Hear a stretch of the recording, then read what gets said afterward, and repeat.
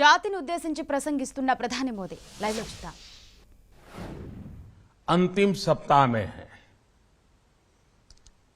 2022 बस आने ही वाला है.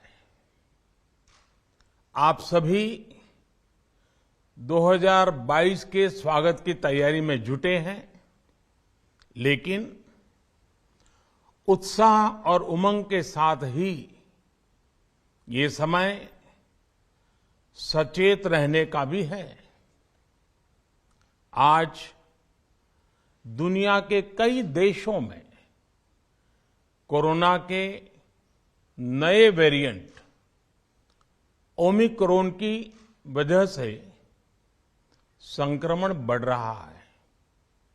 भारत में भी कई लोगों के ओमिक्रॉन से संक्रमित होने का पता चला है. मैं आप सभी से आग्रह करूंगा कि पैनिक न करें. हां, सावधान रहें, सतर्क रहें. मास्क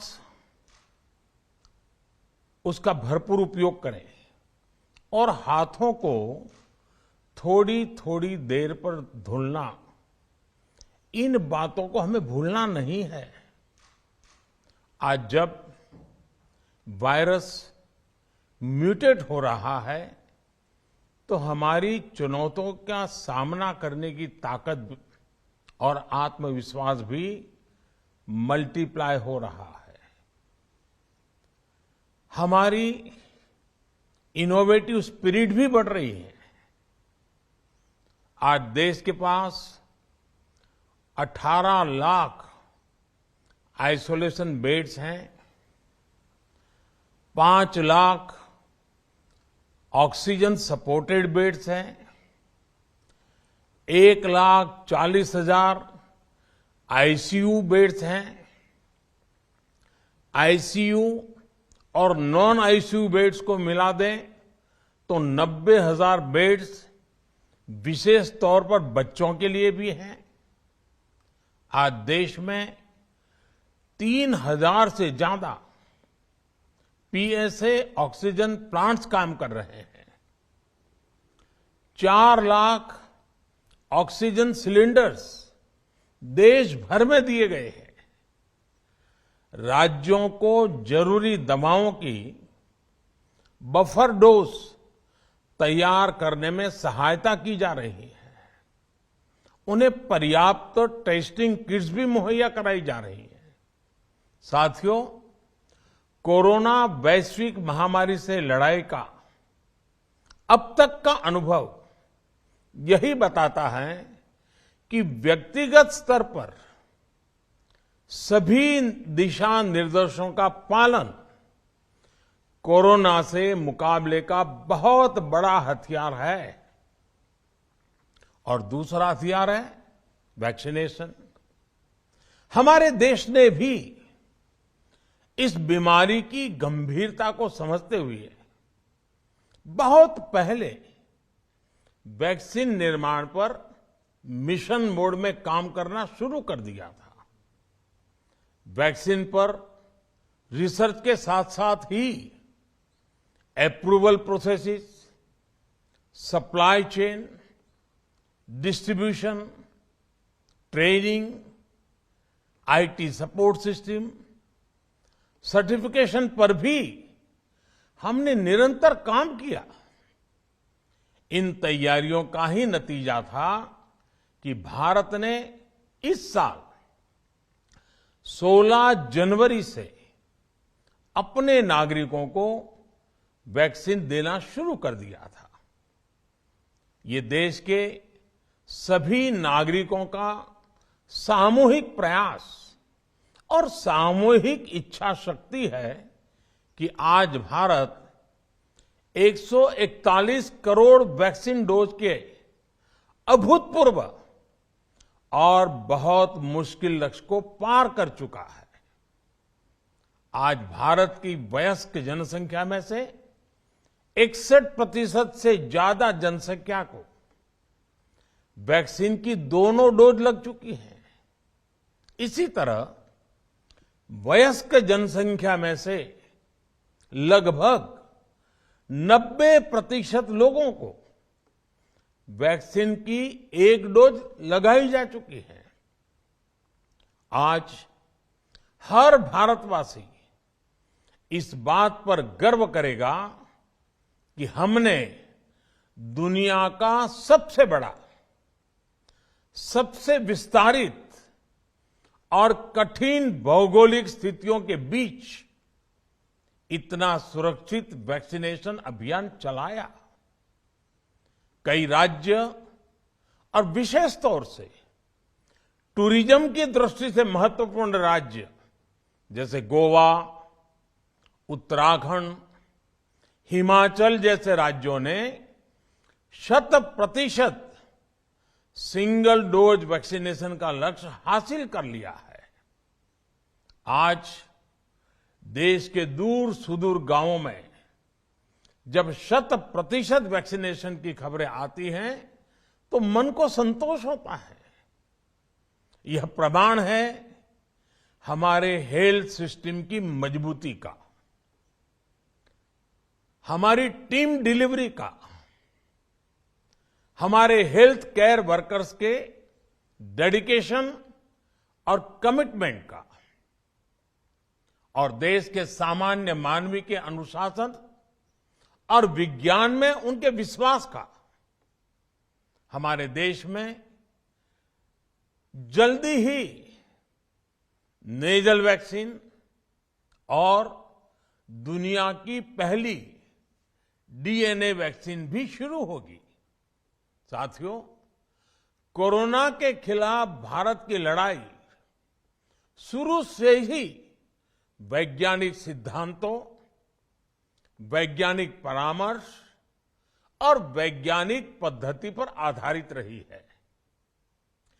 पिछले 11 महीने से देश में वैक्सीनेशन अभियान चल रहा है। देशवासी इसके लाभ भी महसूस कर रहे हैं। उनकी रोजमर्रा की जिंदगी सामान्य हो रही है। आर्थिक गतिविधियां भी दुनिया के कई देशों की तुलना में उत्साहजनक रही हैं। लेकिन साथियों, हम सभी जानते हैं कि कोरोना अभी गया नहीं है। ऐसे में सतर्कता बहुत जरूरी है। देश को सुरक्षित रखने के लिए, देशवासियों को सुरक्षित रखने के लिए हमने निरंतर काम किया है। जब वैक्सीनेशन शुरू हुआ तो उसमें भी वैज्ञानिक सुझावों के आधार पर ही ये तय किया गया कि पहली डोज किसे देना शुरू किया जाए, पहली और दूसरी डोज में कितना अंतराल हो, स्वस्थ लोगों को कब वैक्सीन लगे, जिन्हें कोरोना हो चुका है उन्हें कब वैक्सीन लगे, और जो कोमॉर्बिडिटी से ग्रस्त हैं उन्हें कब वैक्सीन लगे। ऐसे निर्णय लगातार किए गए और ये परिस्थितियों को संभालने में काफी मददगार भी साबित हुए हैं। भारत ने अपनी स्थिति परिस्थिति के अनुसार भारत के वैज्ञानिकों के सुझाव पर ही अपने निर्णय लिए हैं। वर्तमान में ओमिक्रॉन की चर्चा जोरों पर चल रही है। विश्व में इसके अनुभव भी अलग अलग है, अनुमान भी अलग अलग है। भारत के वैज्ञानिक भी इस पर पूरी बारीकी से नजर रखे हुए हैं, इस पर काम कर रहे हैं। हमारे वैक्सीनेशन को आज जब 11 महीने पूरे हो चुके हैं तो सारी चीजों का वैज्ञानिकों ने जो अध्ययन किया है और विश्व भर के अनुभवों को देखते हुए आज कुछ निर्णय लिए गए हैं। आज अटल जी का जन्मदिन भी है। क्रिसमस का त्योहार भी है, तो मुझे लगा कि इस निर्णय को आप सबके साथ साझा करना चाहिए। साथियों, 15 साल से 18 साल की आयु के बीच के जो बच्चे हैं, अब उनके लिए देश में वैक्सीनेशन प्रारंभ होगा। 2022 में 3 जनवरी को सोमवार के दिन से इसकी शुरुआत की जाएगी। ये फैसला कोरोना के खिलाफ देश की लड़ाई को तो मजबूत करेगा ही, स्कूल कॉलेजों में जा रहे हमारे बच्चों की और उनके माता पिता की चिंता भी कम करेगा। साथियों, हम सबका अनुभव है कि जो कोरोना वॉरियर्स हैं, हेल्थ केयर और फ्रंटलाइन वर्कर्स हैं, इस लड़ाई में देश को सुरक्षित रखने में उनका बहुत बड़ा योगदान है। वो आज भी कोरोना के मरीजों की सेवा में अपना बहुत समय बिताते हैं। इसलिए प्रिकॉशन की दृष्टि से सरकार ने निर्णय लिया है कि हेल्थ केयर और फ्रंटलाइन वर्कर्स को वैक्सीन की प्रिकॉशन डोज भी प्रारंभ की जाए। इसकी शुरुआत 2022 में 10 जनवरी सोमवार के दिन से की जाएगी।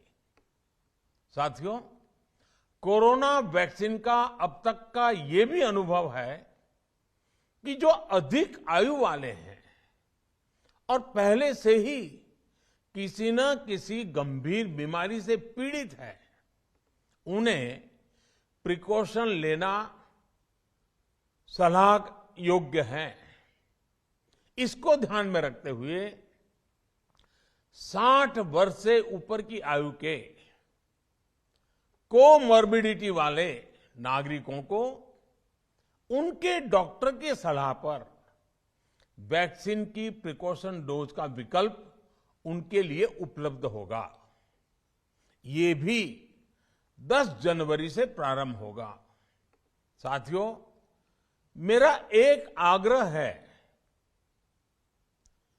कि अफवाह, भ्रम और डर पैदा करने के जो प्रयास चल रहे हैं, उनसे बचना चाहिए। हम सभी देशवासियों ने मिलकर अब तक दुनिया का सबसे बड़ा वैक्सीनेशन अभियान चलाया है। आने वाले समय में हमें इसको और गति देनी है और विस्तार देना है।